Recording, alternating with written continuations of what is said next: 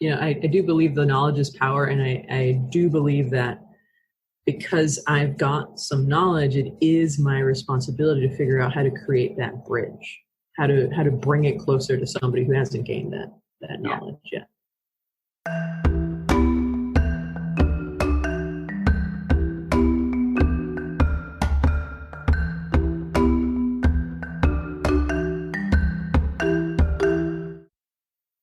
Hello and welcome to Self Talk. I'm Rachel Astarte. Today I am very honored to have Dr. Alina Soto, who is a holistic mental health care provider based in Seattle.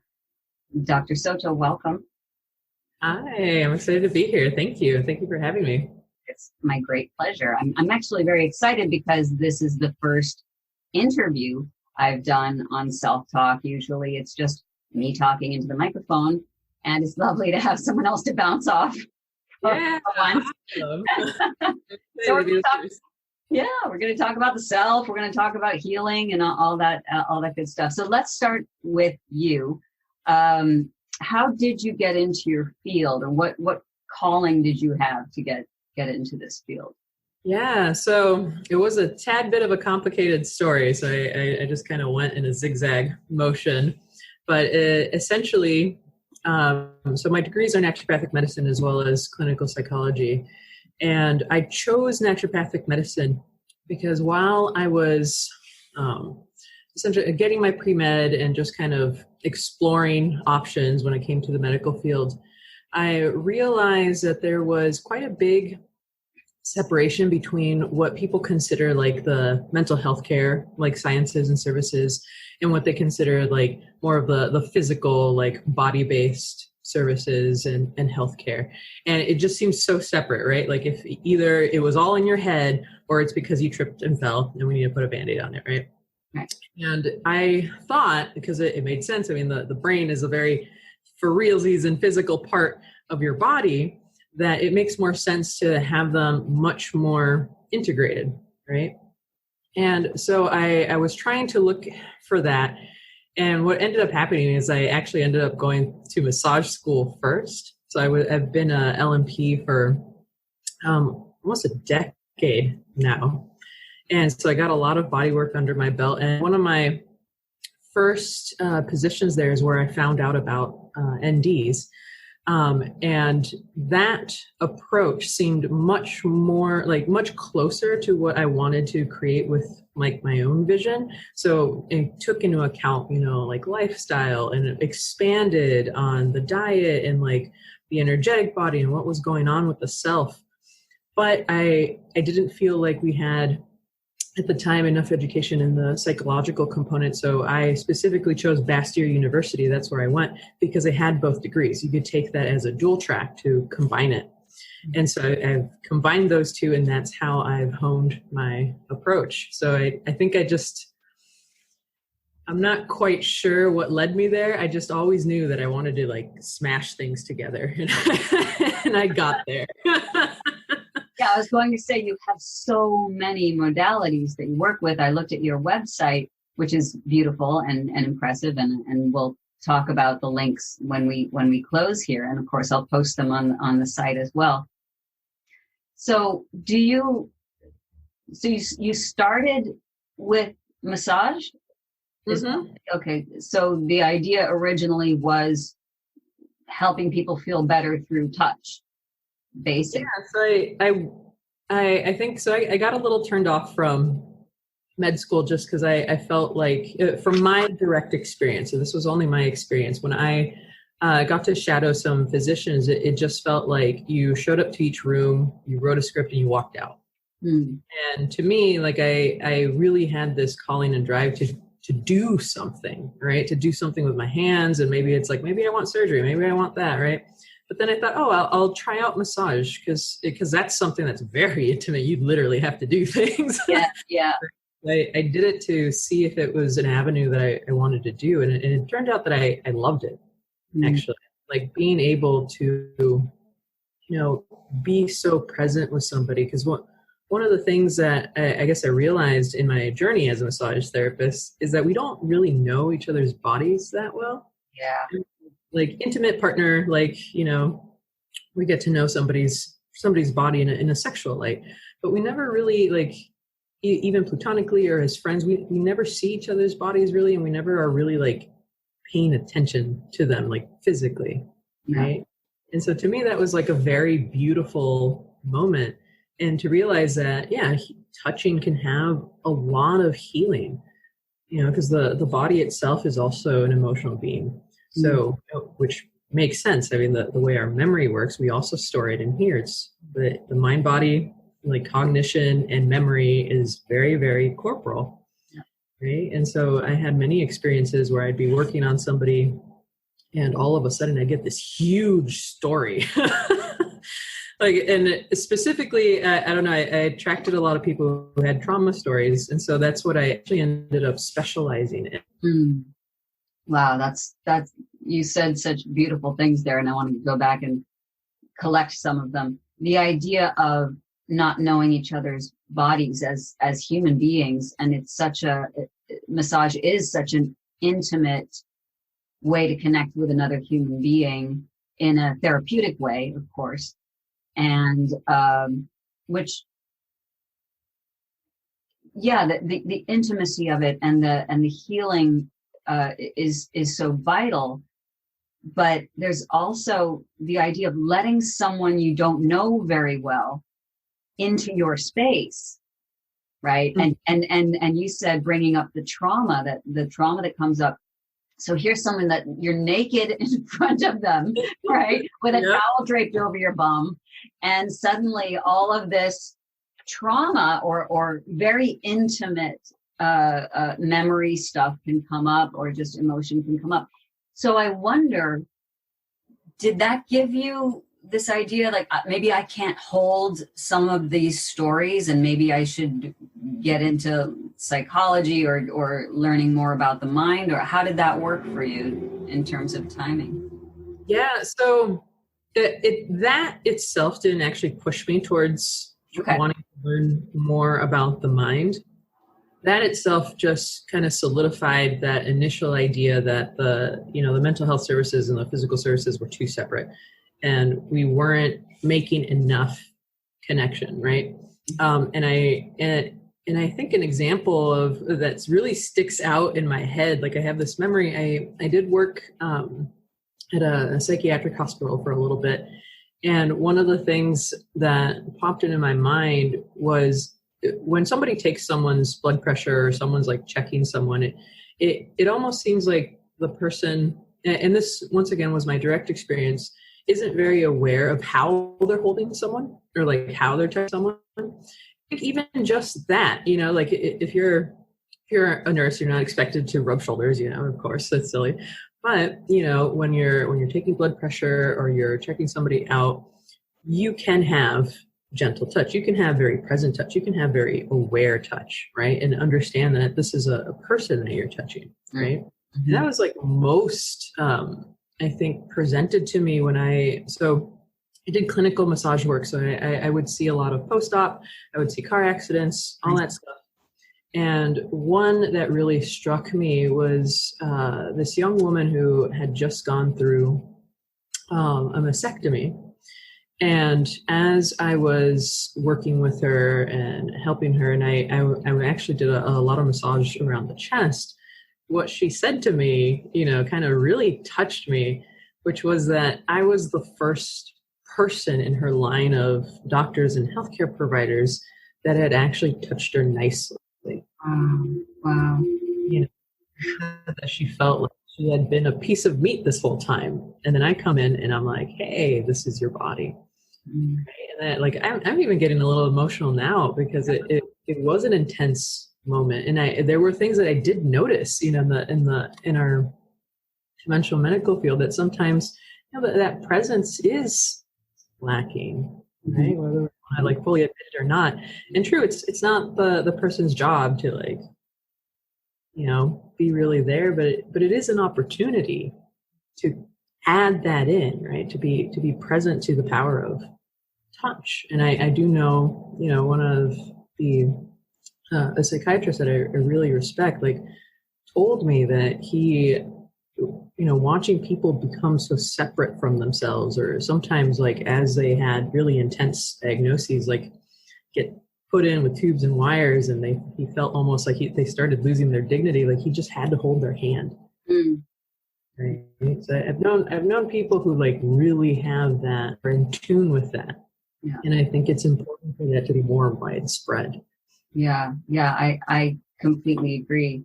And it's so interesting because in therapy, you're doing psychotherapy, touch is a no-no, unless it's one of those situations where obviously you get permission, and it would be unethical not to touch a client or a patient if they are in desperate need or going through something where touch would be appropriate. But yeah, that gap between the medical model and the human side of it, of connection. Because you work with so many different modalities, do you feel like, this is like asking you, this is the Sophie's Choice moment of the interview. Do you feel like there's one modality that you most align with?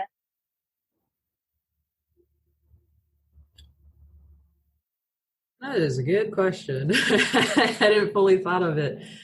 I think I've been approaching everything as just kind of combining everything together. But if I were to choose, I do craniosacral therapy as its separate thing, because I feel like it really helps, especially with people who have gone through enough trauma, like complex PTSD is a good example. Usually that diagnosis means that you've had a trauma event that was stretched out long enough through periods of development that essentially your entire body is like remembering it, right? You don't really remember specific events like PTSD.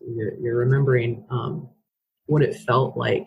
Mm-hmm. And I find that to be very, very helpful at actually addressing the nervous system, right? Because even in any cases of trauma, you want to affect the nervous system because it's your nervous system that gets stuck in that loop. So I actually really resonate with that. And then as far as the psychotherapy piece, I've kind of just combined everything together, like the Rogerian and the CBT. So my approach is very eclectic. Like I do feel like, it is very, very important to teach. A doctor docere literally means to teach, someone who knows how to teach, right, or can teach. And I do think it's really important that people, feel empowered and gain empowerment through understanding, like, what is normal, what is going on, what do your responses mean, how do emotions work, how is the psychology working of all this. So that is something that really resonates with me, because I like, I do believe the knowledge is power, and I do believe that because I've got some knowledge, it is my responsibility to figure out how to create that bridge, how to bring it closer to somebody who hasn't gained that knowledge yet. Yeah, beautiful. I guess so we've talked about. I'm sorry. I said teaching craniosacral. There you go. Yeah, exactly. So we've talked about mind and body. Does spirit factor into your work? So for me, yes. And I think, quite honestly, for a long time, I did like if you had talked to me like 5 years ago, I probably would have been like, no. I was very resistant to that idea. And it's just because I think I had my own, negative experiences with church-based things, right? Right. But now that I've kind of seen past that and just kind of let go of the fact that, spirituality is much more than simply what you follow as a dogma or a religion or anything like that. It's spirituality is something that is yours and always has been yours, right? It's of you. And I do think that there is definitely a spiritual component there. And the more I learn about neuroscience and neurobiology, like the more I see that a lot of the things that we think of as woo-woo are actually not that woo-woo, right? Right. Like the one of my favorite concepts to talk about is like the idea of manifestation, right? Sometimes when we talk about it, it seems very up here, where you just think positive thoughts and somehow, magic happens, right? But there is a psychological process that happens when you put awareness into something, right? Just like when somebody points out a brand to you that you've never seen before, and all of a sudden you see it everywhere, right? Everybody's got that bag. And it's like, yeah, you can guide yourself, so to speak, to notice really specific opportunities. And it's part of, the patterns that we get stuck in too. If you really truly believe that nobody likes you, any sort of negative, response that you get from somebody, you're going to automatically assume they don't like you. And that's what you're going to see. Mm-hmm. Precisely. I bring the science in when I talk about that. That's physics, right? The idea of superpositioning, right? It's a wave, it's a particle. It's a wave, it's a particle. Depends on how you look at it, right? Or when you're not looking at it, it's both. When you look at it, it's one or the other. And so that's science, right? How we look at the world, how we show up in the world. And I go on a rant usually with my patients about intention and manifestation. So I'm going to do just a minor version of that here, which is because I get all the, about it. This idea that and I'd love to hear your point about it, your thoughts on this, because I think it would be fascinating. So this idea that what we put out into the universe, and you kind of, this is not going to be visual, but you were looking up in the ethers around you, and we just manifest this stuff, pull it out of the sky. And that's where I get a little itchy, which is, it implies that if we do the right things, good things will happen to the universe, will gift us with what we have asked for. And if we think poorly or have negative thoughts, then we're bringing negativity to us. And my fundamental issue with that, and I'd like to hear your thoughts, is that means in some way that we are separate from the universe, that the universe ends up being a separate entity that can gift us with this stuff or not, depending on how quote unquote good we are or how well we think or feel. And my feeling is that we are not separate from the universe. So this brings it almost back into science. So you are affecting your life the way that you show up in it. Mm-hmm. Yeah. And I also like the idea that you're talking about. I also don't like it because it implies that life is binary in a way, right? Exactly. There are true good things, and there are these true terrible things or bad or negative things.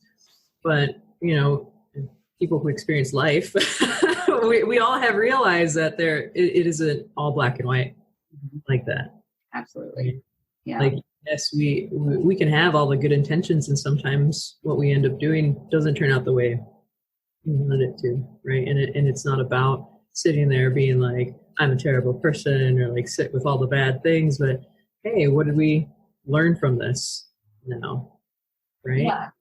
Some situations, whatever you did may have been the best thing possible, right? And in some situations, maybe we should have thought about that one a little bit more, but it doesn't imply that there's always a strict, like, these are terrible things and these are good things. And life itself is so much more complex than that.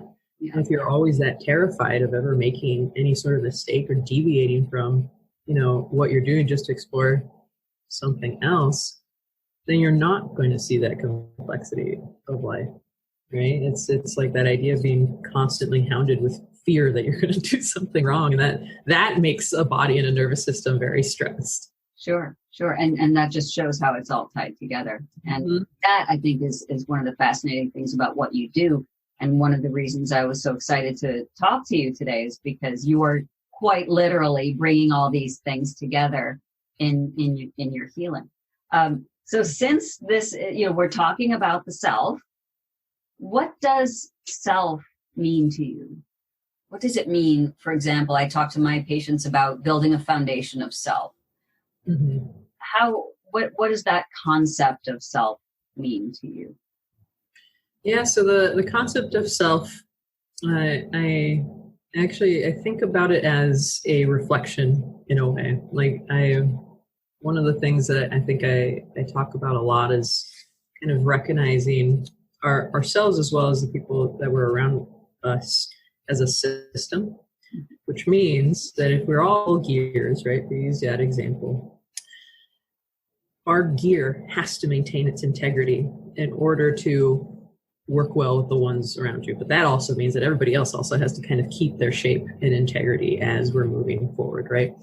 And so in order to do that, we need to start focusing on, you know, what that integrity means to us, right? And I see the self like as yours, like having a hard time explaining this, like it's yours, it's you.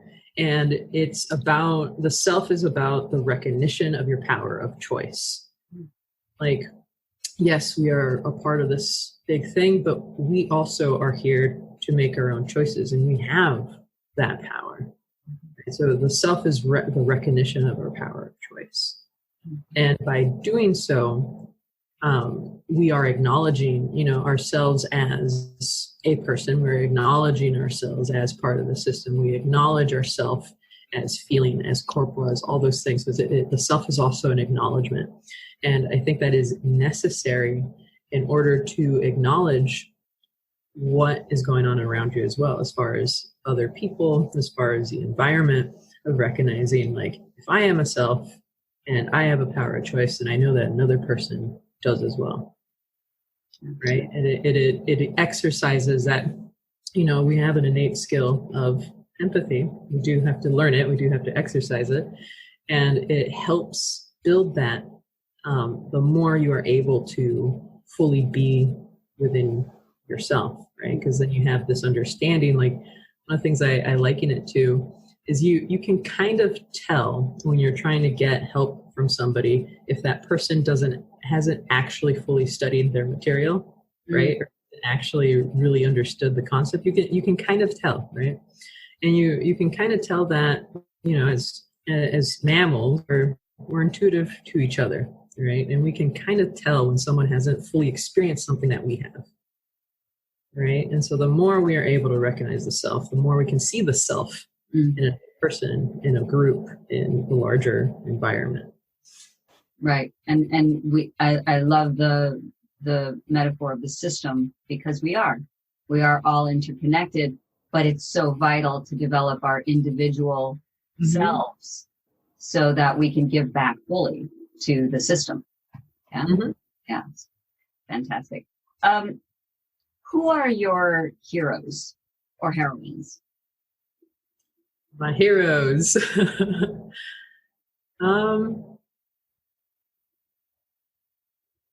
You know, the very first person that popped into my mind was the psychiatrist that I mentioned. So his name is Dr. Christopher Gross, and he was someone I ended up working with. And I was very much impressed with how present he could be for his patients. It was something that I hadn't fully seen before or experienced before in my own personal experience. And it was, I think that moment was pretty powerful for me when he was telling me the story about how he would hold someone's hand. Because I think for me, it officially clicked that human element of it, right? And I think when we're going through medical school and when we're becoming professionals, I think we're almost like fear-mongered with this idea that we can't really show our humanity, or we can't connect in that way, right? Because that's unethical. That'll lead to terrible problems and all these terrible things. And so for me, I think it was a powerful moment because he was somebody who was really good at what he did, very cerebral, and yet was willing to admit that he was there too. Right? Like he was part of the experience as well. Yeah. Right? Not just the patient experience, it's the doctor's experience. So that was very powerful for me. So for me, he definitely is one of my heroes because it was the first time I'd ever seen that or fully experienced that. And then, I think my heroes are people that are very personal or close to me. The other person I would name is Dr. Mark Groven, who was the first ND I'd ever encountered in my life. And he was the only reason why I was interested in it. He turned me onto it and actually wrote my letter of acceptance. And to this day, my letter of recommendation, to this day, I do think it was his letter that got me. Nice. Because I had never, once again, I'd never met anyone, or because I didn't know what an ND was. I just assumed it was some other doctor when I first started working in the clinical practice that I was in as a massage therapist, and had NDs and chiropractors and all and such. And it was amazing to watch him work with his hands on somebody. So I was like, is he like a PT? And then he was prescribing. So I was like, what? And then he could do things like a chiropractor, he was combining everything together. Mm-hmm. And so, which is why I got curious and wanted to talk to him. And he was definitely one of those people as well, like extremely present to his work. And I wanted that. I definitely admired that aspect. So those are right now in my life two of my major heroes. Yeah.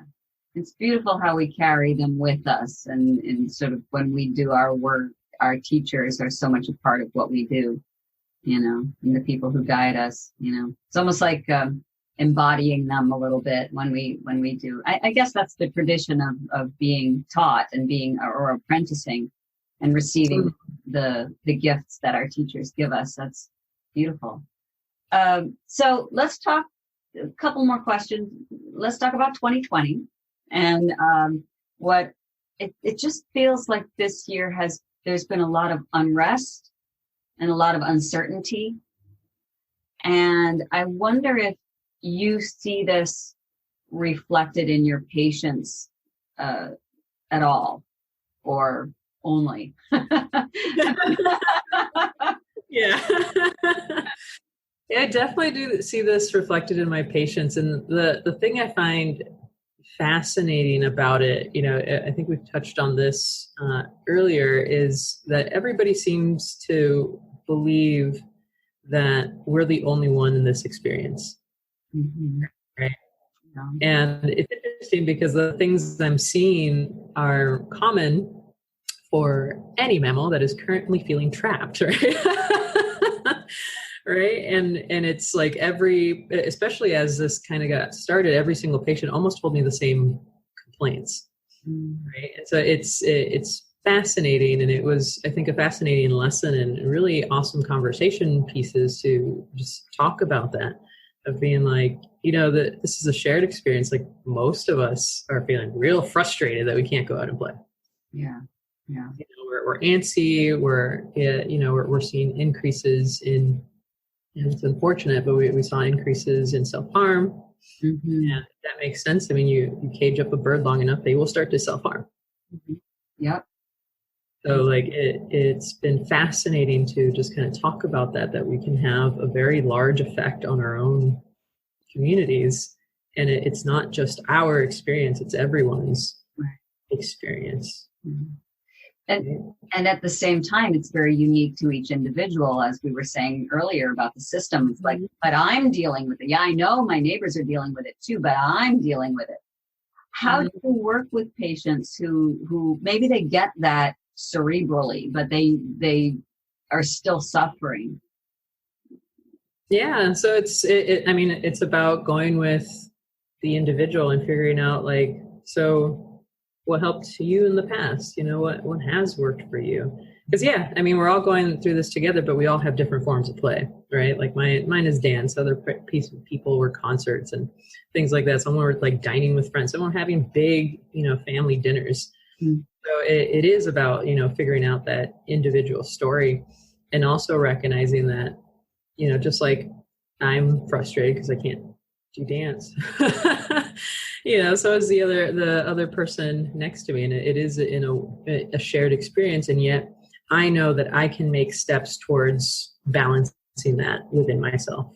Mm-hmm. Right. Like I know that by figuring out what dance brought to me and figuring out what I essentially used it for, I can learn to bring that to myself in other ways, even though I'm in a more restricted time. Right. And so I think that, that is really important, not to just dismiss. Yeah. Like, well, everybody else thinks this sucks. Right. Yeah. I mean, there's also, it's forcing us to look at things differently and to actually become okay with uncertainty, which we've always had. It's just been put right in our face instead. So you actually helped me, beautiful segue into the final question, which was, for yourself, what do you do to stay grounded, to stay joyful, to stay balanced? And you said dance. What kind of dance do you? So I did a lot of partner dancing, like before the pandemic. I was definitely big on fusion. There's a big fusion community here in Seattle. And so that was like my thing, like being able to do really close dances. Like there's a type of dance called microfusion, and micro dancing is like really, really close. Like you're literally touching head to head, cheek to cheek, like chest to chest.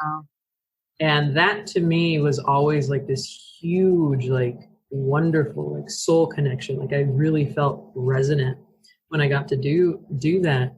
And then it went away. And unfortunately it's one of the communities that may take a long time to bounce back, right? Because of how we've been disrupted. But for me, it was basically starting to take this as an opportunity to see myself when everything is gone, right? What do I have left? Got my daughter. And one of the main things that, was really important to me prior to having my daughter was that I really wanted to learn how to build myself up to be a very present parent. That was actually one of my main goals. I was able to do that, like slightly prior to pandemic. She was born in January. Oh, wow. I had a baby during this, which was actually congratulations. Because at one point in time, I couldn't go back to work anyway if I felt like it, right? So like I got to spend a lot of time with my baby, and it was, I saw that personally as a gift because that's what I wanted.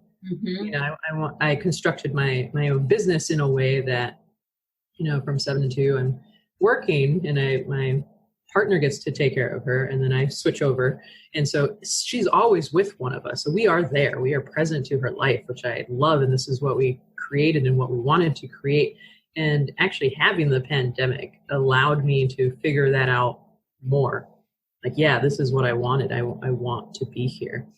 And so for me, it's about recognizing that even though right now I am limited, I get to figure out, like I mentioned before, what is it that I was trying to do to begin with? And do I still have it?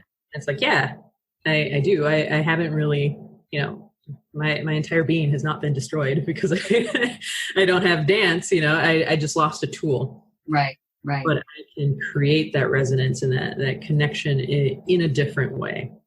Right. So for me, actually, I've felt pretty good throughout this, just being able to see it as an opportunity to really hone in on my family and the values that I had and still have as being a parent.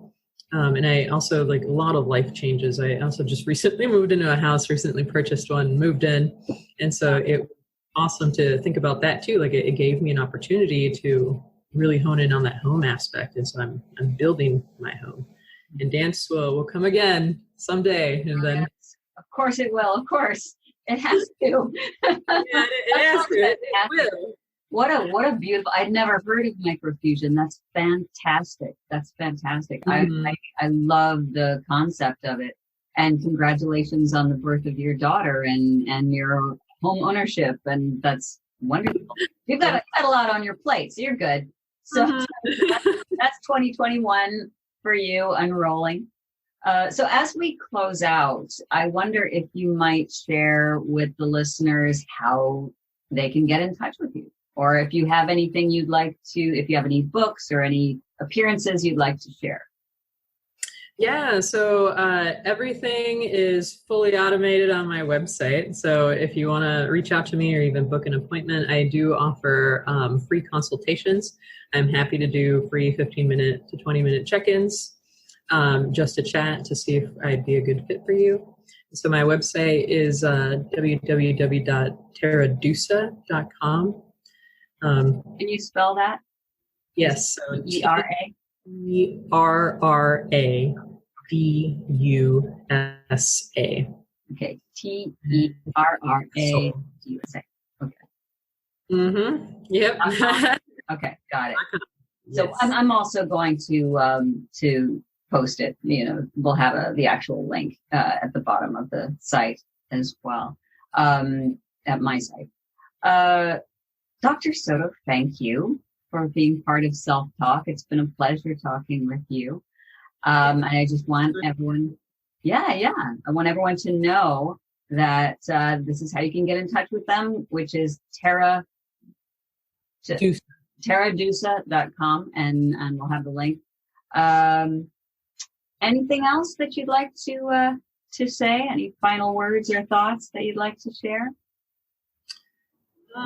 This will be 2021. So we're recording this and we're posting it in the future. So what are your words of advice for all of us?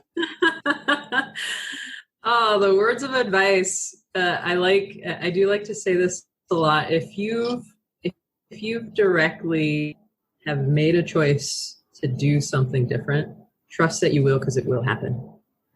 Beautiful. Beautiful. That's a lovely way to end. Okay, so thank you so much, Dr. Soto. And again, you can get in touch with them on the website, which I will put the link below. And thanks again. Yeah, thank you so much for having me. This is great.